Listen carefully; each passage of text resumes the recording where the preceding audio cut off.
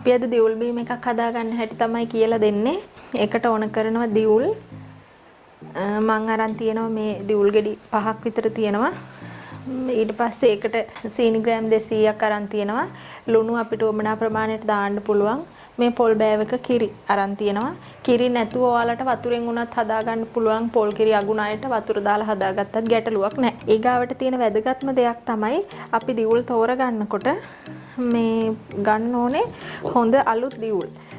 එතකොට දැන් මේ මං අරන් තියෙන්නේ මේ දියුල් වල ඔයාලට පේනවද මෙහෙම පොඩ්ඩක් සූරපුවම මෙන්න මෙහෙම කොළ පාට තියෙනවනේ. ඒ කොළ පාට තියෙනවා නම් මේ දියුල් ගෙඩිය ඇතුළේ තව හොඳට ඉදිලා නැහැ. ඊට පස්සේ දැන් මේ දියුල් වල මේකේ ගත්තාම ඒකේ හොඳට ගුරු පාටක් තියෙනවා. ඒ ගුරු පාට වෙලා තියෙන්නේ දියුල් ගෙඩිය හොඳට ඉදිලා. ඒත් හැම ගහකමත් එහෙම නැහැ.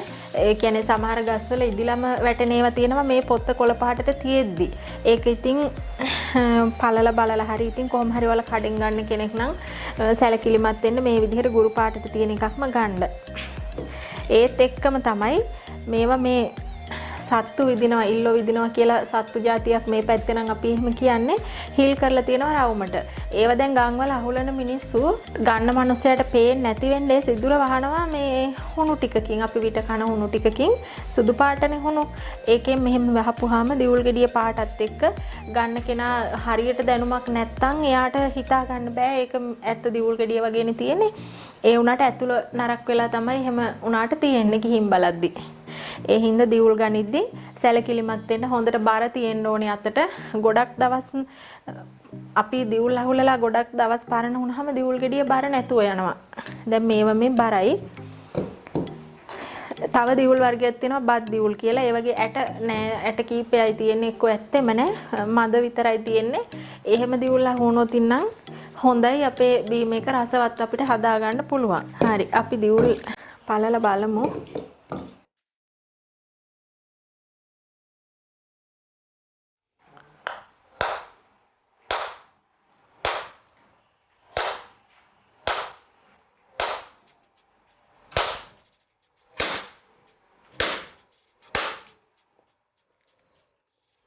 මේ තියෙන්නේ හොඳට දියුලේ. මේක මේ අලුත් දියුල් වල තියෙන අලුත් සුවඳ එනවා. එහෙම අලුත් නැතු වුනහම නිකම් අමුතු පරණ රහක් එනවා. පරණ සුවඳක් පරණ රහක් වගේ නිකන් නහයට දැනෙනවා අලුත් දියුල් පරණ දියුල් වල පොඩි වෙනසක්. මට නම් එහෙම හොයාගන්න පුළුවනි. ඔයාලා මේක මේ විදිහට පළලා පොඩ්ඩක් බලන්න කොහොමද සුවඳ කියලා. ඒ වගේම තමයි දැන් කඩෙන් ගන්නකොට ඔයාලා කොළඹ පැත්තේ හරි එහෙම නැත්නම් නගර ආසන්න තැනක ඉන්න කෙනෙක් නම් මේ දියුල් ගෙඩිය හොඳට හොදලා ගන්න. මේවා වැටෙනවා ඇති හැම තැනම ඒවා දන්නේ නැති නිසා හොඳට හොදලා ගන්න.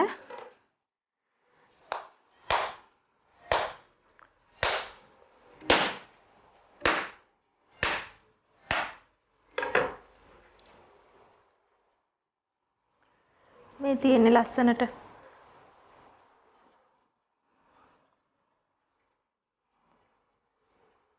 අපි දියුල් හදනකොට ගොඩක් වෙලාවට මේ තියෙන පිටොස් විතරයි අපි දාන්නේ දියුල් හදද්දී.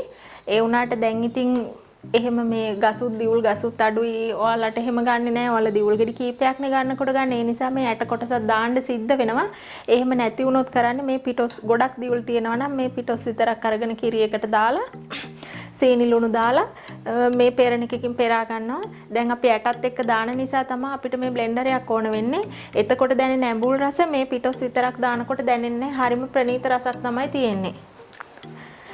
මේ තියෙන්නේ බත් දියුල් ගෙඩියක්. මේක ප්‍රමාණීනුත් කුඩයි අනේ දියුල් එක්ක බලනකොට මේකේ මේ ඇතුලේ ඇට නැහැ. මේ පේනවද මේ මඳ විතරයි තියෙන්නේ. තිබුණත් මේ ඇටයක් දෙකක් විතර තමයි තියෙන්නේ. දැන් මේ වගේ බලන්නකො මේ වගේ දියුල් ඇට මේ පිරිලම තියෙන්නේ දියුල් ඇට. මේක හරිම ඇඹුලයි. දැන් මේක එහෙම නැහැ. මේ වගේ දියුල් ගෙඩි ටිකක් තිබ්බනම් තෝරලා අරගෙන අපිට හරිම රසවත් නියම රසයෙන් යුක්ත දියුල් කිරි එකක් හදා ගන්න පුළුවන් මේ ටික මේ වගේ මේ කොටස් විතරක් දාලා. හරි දැන් අපි මේ දියුල් ටික බ්ලෙන්ඩරේට දාගමු.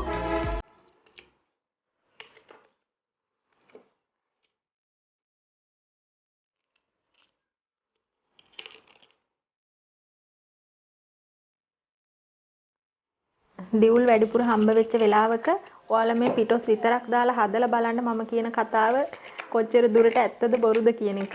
හරිම රසවත් ඒ වගේ විතරක් හදනකොට.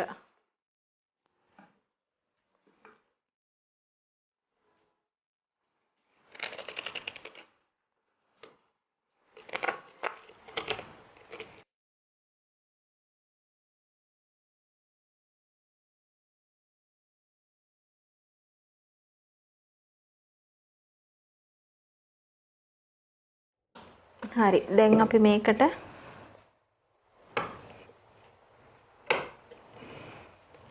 සීනි ටික එකතු කරගමු.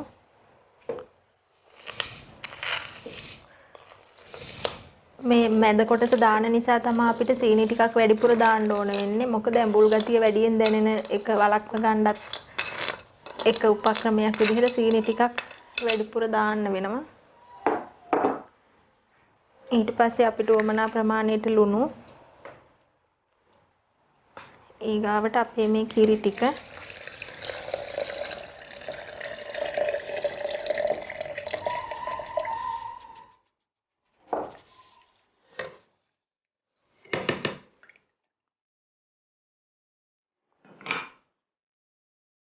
හරි දැන් අපි මේ ටික බ්ලෙන්ඩර් කරගමු.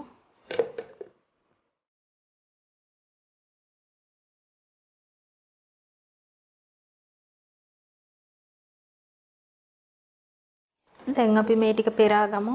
මේ ගොඩක් උකු මිශ්‍රණයක් හැදිලා තියෙන්නේ.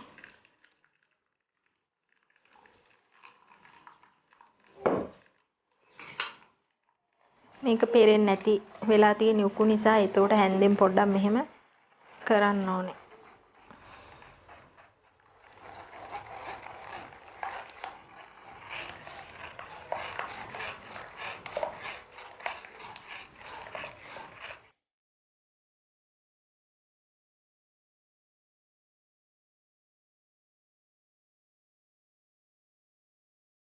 මේ දියුල් බීම එක වගේම බත් එක්ක කන්නත් පුළුවන්. මගේ නම් කැමතිම විදිහ තමයි බත් එක්ක කැකුළු බතුත් එක්ක කන එක.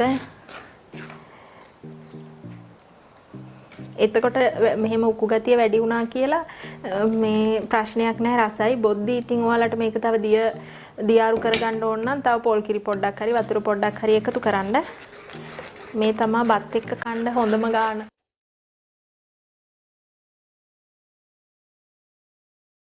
මේ තියෙන්නේ අපේ බ්ලෙන්ඩර් වෙච්ච බාගෙට බ්ලෙන්ඩර් වෙච්ච දියුල්ලට. ඒව දාන්න ඒව අපි දැන් අයින් කරනවා.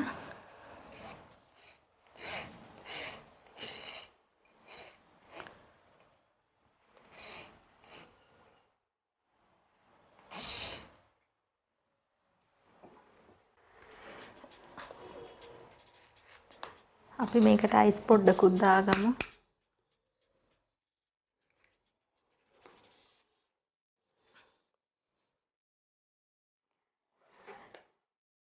ගෙදර කට්ටියට වුණත් ඕන අමුත් එක්ක ආව වෙලාවකට වුණත් අපිට මේ වගේ දියුල් බීම් එකක් ඉක්මනට හදාගෙන අමුත්තන්ට පිළිගන්වන්න පුළුවන්. හරි. ඔයාලත් මේ විදිහට දියුල් බීම් එකක් හදලා රස බලලා අපිට කමෙන්ට් කරන්න පහලින්. මතක ඇතුව අපේ channel එක subscribe කරන්න. තවත් අලුත් වීඩියෝ එකකින් නැවත හමු වෙමු.